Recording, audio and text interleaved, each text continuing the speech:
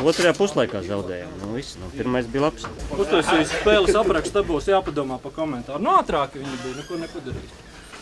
Sākums pirmā trešdaļa bija puslīdz līdzīga, bet nu pēc tam pajuka kā vienmēr. Jāskrien, jāspēlē, jātrenējās. Jā, man jātrenējās. Šitajā spēlē viņi bija stiprāki.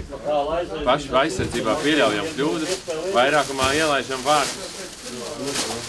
Paši zonā ieiet nevar. Iziet 2 pret vārtsargu un uztaisīt aizmuguri. Nu, tad, kad šitādi brīnumi nebūs, tad arī būs uzvars. Visi pietiek. Kā pirmā spēle? Nu, šo baigi labi. Žēl, zaudējam. Kas nākamo vien?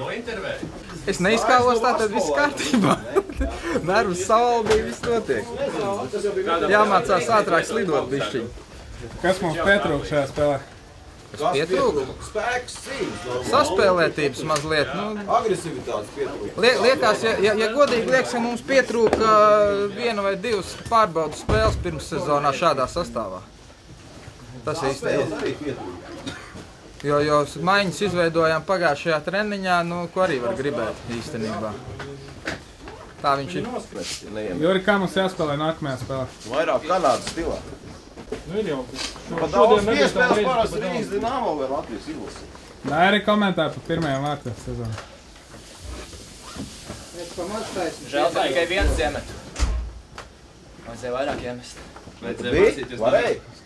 Bija izdevības? Protams. Nav 9. Man vispār nereiz neizdos vārdiem uzmest. Vairāk tas bija tā plānots vai haļava? Plānots. Viss bija izplānots jau. Pirms spēles jau sēdēja Plāno jau 3 reizes iemest.